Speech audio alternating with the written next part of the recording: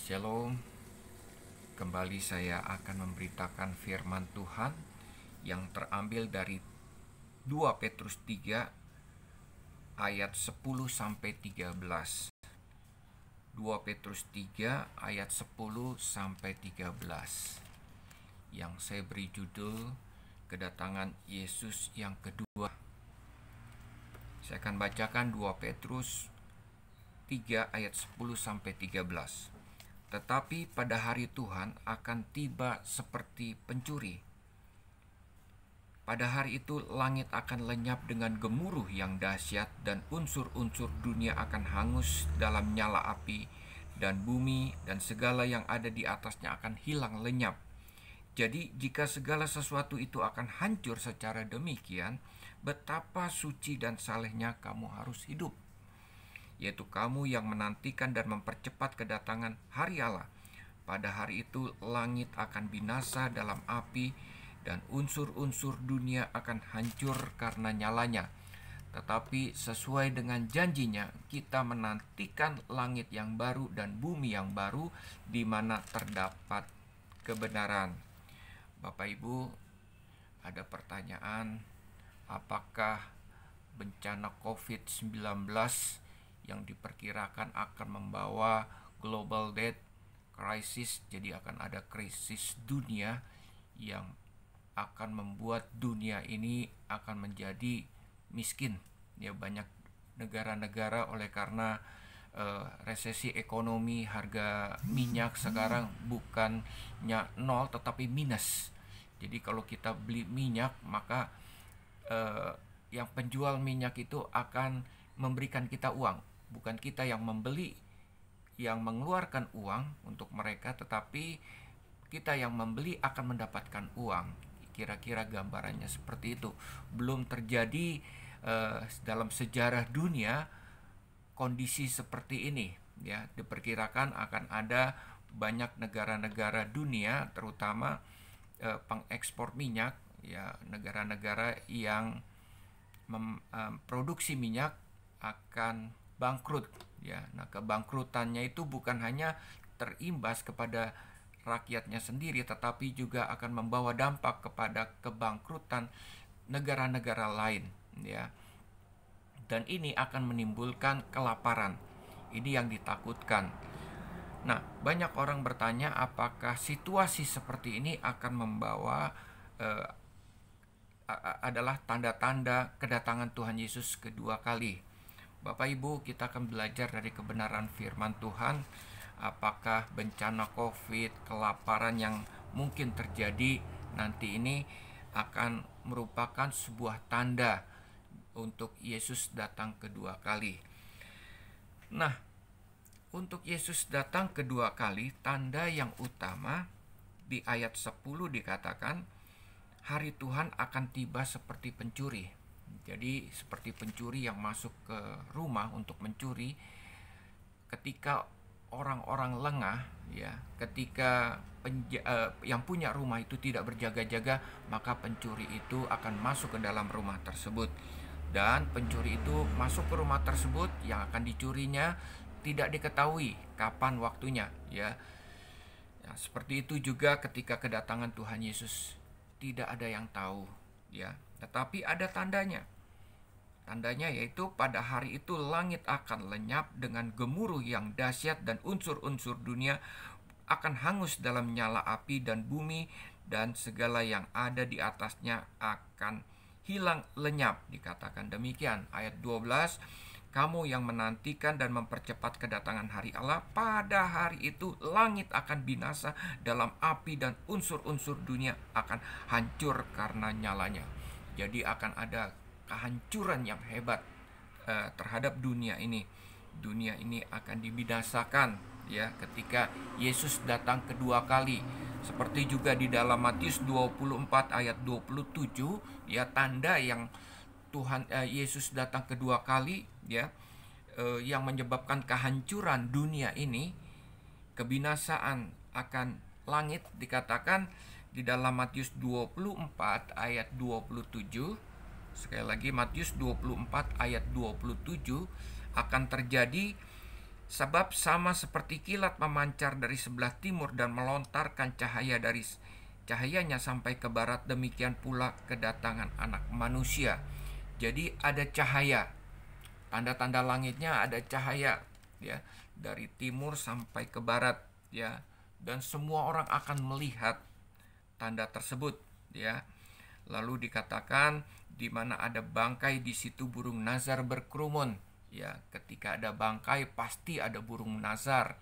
Demikian juga ketika Yesus datang kedua kali, pasti kita orang-orang percaya diberikan insting untuk mengetahui kedatangan Yesus yang kedua kali. Ya, kita orang-orang percaya mengetahui percis bahwa tanda-tanda itu adalah kedatangan Yesus Kristus.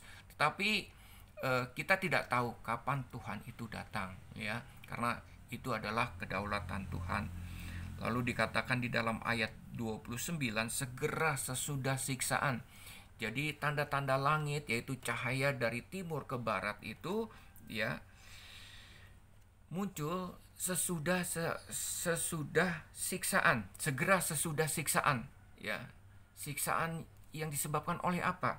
Siksaan yang disebabkan oleh tampilnya pembinasa keji atau antikris, ya, memerintah. Jadi kalau antikris yang mulai memerintah di dunia ini, dia akan bertahta di bait Allah yang akan dibangun di Yerusalem, ya.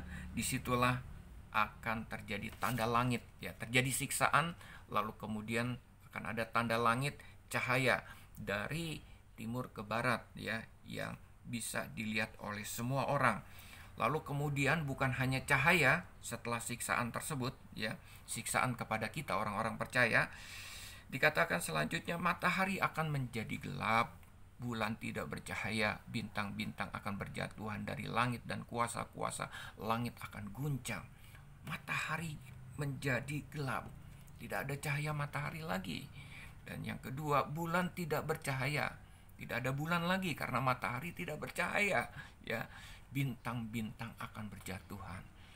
Mungkin ini tandanya adalah ketika meteor, ya, benda-benda langit, betapa banyaknya benda-benda langit, ya, mereka ada di dalam orbitnya. Tetapi ketika Tuhan buat salah satu benda langit itu yang besarnya itu jutaan kali dari bumi, ya, dari besarnya bumi itu keluar dari orbitnya, dan pecahan-pecahan daripada benda langit tersebut, ya, mungkin salah satu planet di bumi ini, lalu kemudian dia akan menghantam bumi, ya.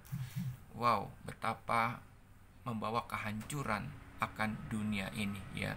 Dikatakan kuasa-kuasa langit akan goncang. Jadi tanda yang paling nyata adalah tanda-tanda di langit, yaitu cahaya dari timur ke barat akan terlihat orang segera sesudah terjadi siksaan ketika antikris itu muncul. Lalu kemudian matahari akan menjadi gelap dan bulan tidak bercahaya dan bintang-bintang akan berjatuhan dari langit dan kuasa langit akan goncang, ya, ikut terjadi, ya, istilahnya insiden kosmis di dunia ini. Nah, Bapak Ibu, kapan itu terjadi, ya, kita tidak tahu. Sekali lagi, apakah Tuhan lalai akan kejadian ini? Ayat 9 akan kedatangan Tuhan Yesus. Ayat 9 katakan Tuhan tidak lalai, ya. Di dalam 2 Petrus 3 ayat 9 dikatakan Tuhan tidak lalai. Jangan tanya kapan itu terjadi, Tuhan tidak lalai. Bahkan dikatakan di dalam ayat 8, kita tidak boleh lupa, yaitu bahwa di hadapan Tuhan satu hari sama seperti 1000 tahun, dan 1000 tahun sama seperti satu hari. Artinya Tuhan tidak dibatasi oleh waktu. Jadi terserah Tuhan kapan dia mau mendatangkan Yesus kedua kali ke dunia ini, ya. Cuma ketika Yesus datang kedua kali, sekali lagi Tuhan tidak dibatasi oleh waktu, ya. Tetapi dia sudah memberikan tanda kepada kita yang orang-orang percaya ketika melihat tanda-tanda itu pasti mempercayai itu Yesus datang kedua kali. Ya, tandanya adalah ketika antikris muncul, ada siksaan, lalu ada tanda-tanda langit, cahaya dari timur ke barat, kemudian matahari akan tidak bercahaya lagi, bulan-bulan sudah menjadi gelap, lalu bintang-bintang berjatuhan. Ya, dikatakan seperti itu, maka disitulah terjadi kehancuran akan dunia. Ya, langit akan binasa dalam api. Bapak Ibu, sekali lagi, jangan tanya kapan ini terjadi. Ini waktunya Tuhan. Tuhan tidak lalai. Ya, kenapa kedatangan Yesus tidak segera terjadi pada masa ini? Mungkin Tuhan lupa, kata pengejek-pengejek. Ingat Bapak Ibu, ya, alasan Tuhan kenapa kedatangan Tuhan Yesus yang kedua kali bukan karena dia lalai untuk menepati janjinya. Di dalam ayat 9 dikatakan, tetapi ia sabar terhadap kamu. Kamu itu siapa? Ya, orang-orang yang belum mengenal Tuhan Yesus, orang-orang yang belum percaya Tuhan Yesus, orang yang belum bertobat, belum menjadi milik Tuhan. Ia menghendaki supaya jangan ada binasa, melainkan semua orang berbalik dan bertobat. Kalau semua orang berbalik bertobat kepada Tuhan, ya, dia akan menjadi milik Tuhan. Saya yakin, saya percaya Yesus akan datang kedua kali. Kenapa Tuhan belum datang? Karena ia sabar. Ia menghendaki orang-orang akan berbalik dan bertobat kepada Tuhan. Ya, Bapak Ibu, kedatangan Tuhan Yesus Kristus, pertimbangannya adalah kasih Tuhan. Nah, kapan orang itu berbalik dan bertobat kepada Tuhan? Ini adalah tanggung jawab kita, orang-orang percaya. Bukan hanya sekedar menantikan kedatangan dan melihat tanda-tanda kedatangan Yesus yang kedua kali. Tapi ada tugas dari kita, yaitu ayat 12, kamu yang menantikan dan mempercepat kedatangan hari Allah. Sekali lagi, kita bukan hanya menantikan, tapi bisa mempercepat kedatangan hari Allah, kedatangan Yesus yang kedua kali. Kapan itu? Ketika orang-orang percaya giat, ya, untuk melakukan perintah Tuhan. Pergi, jadikan semua bangsa muridku. Beritakan Injil kepada mereka. Sampaikan kabar baik kepada mereka bahwa Yesus mati untuk dosa-dosa kita. Dia bangkit dan memberikan pengharapan hidup kekal kepada kita semua. Buat mereka yang percaya, dia tidak binasa. Buat mereka yang tidak percaya, mereka akan dihukum. Kita memberitakan kabar baik kepada banyak orang, supaya orang itu berbalik kepada Tuhan, bertobat kepada Tuhan, menjadi milik Tuhan. Disitulah Tuhan Yesus akan datang kedua kali. Ada banyak orang-orang yang saat ini di sekitar kita yang sudah percaya Tuhan, tetapi yang sudah menjadi orang Kristen, tetapi belum percaya Tuhan sungguh-sungguh. Ada orang di sekitar kita atau keluarga kita yang masih terikat dengan dosa, yang belum menjadi milik Tuhan. Itulah tanggung jawab kita untuk memberitakan Injil, kabar baik kepada mereka, supaya mereka berbalik kepada Tuhan. Bapak Ibu, ya, kedatangan Tuhan Yesus Kristus bukan hanya ditandai dengan kehancuran ke dunia ini, tetapi kedatangan Tuhan Yesus buat kita orang percaya, dia memberikan pengharapan. Ya, bukan hanya kehancuran tetapi juga pengharapan. Apa itu yang kita harapkan dari kedatangan Tuhan Yesus yang kedua kali? Ayat 13 dikatakan, tetapi sesuai dengan janjinya, kita menantikan langit yang baru dan bumi yang baru, di mana terdapat kebenaran. Jadi setelah terjadi kehancuran atau kebinasaan dunia ini, Yesus datang kedua kali. Maka ada pengharapan yang timbul, yang Tuhan janjikan dalam kehidupan kita, bahwa ada langit yang baru dan bumi yang baru, di mana terdapat kebenaran. Itulah harapan kedatangan Yesus yang kedua kali.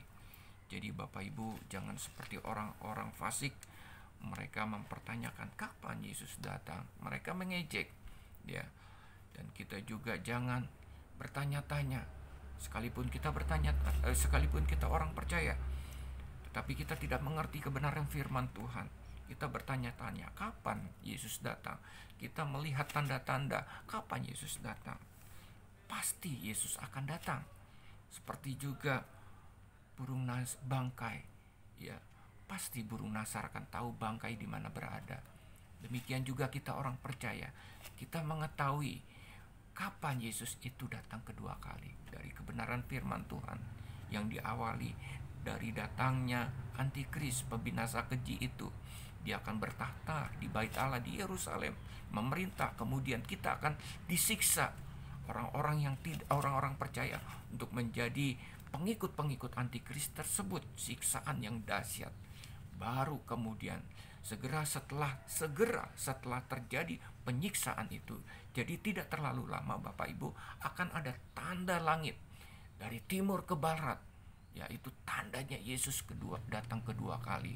Lalu kemudian matahari tidak bercahaya lagi, bulan menjadi gelap, lalu benda-benda langit akan berjatuhan, bintang-bintang akan jatuh ke bumi. Disitulah Yesus akan datang kedua kali, akan membawa kehancuran, kebinasaan kepada dunia ini. Tetapi buat orang-orang percaya, bukan hanya kita melihat kehancuran, kebinasaan akan dunia ini, tetapi setelah Yesus datang kedua kali, Tuhan akan memberikan pengharapan kepada kita, yaitu langit yang baru, bumi yang baru, di mana terdapat kebenaran. Bapak Ibu, itulah janji Tuhan kepada kita. Ketika Yesus datang kedua kali, kita yang percaya akan dijemput menjadi mempelai wanitanya, Tuhan Yesus Kristus, dalam perjamuan kawin anak domba. Langit bumi dan bumi, langit baru dan bumi baru sedang menantikan kita, di mana kebenaran akan ada di tempat tersebut. Itulah janji Tuhan setelah Yesus datang kedua kali. Tuhan memberkati. Shalom.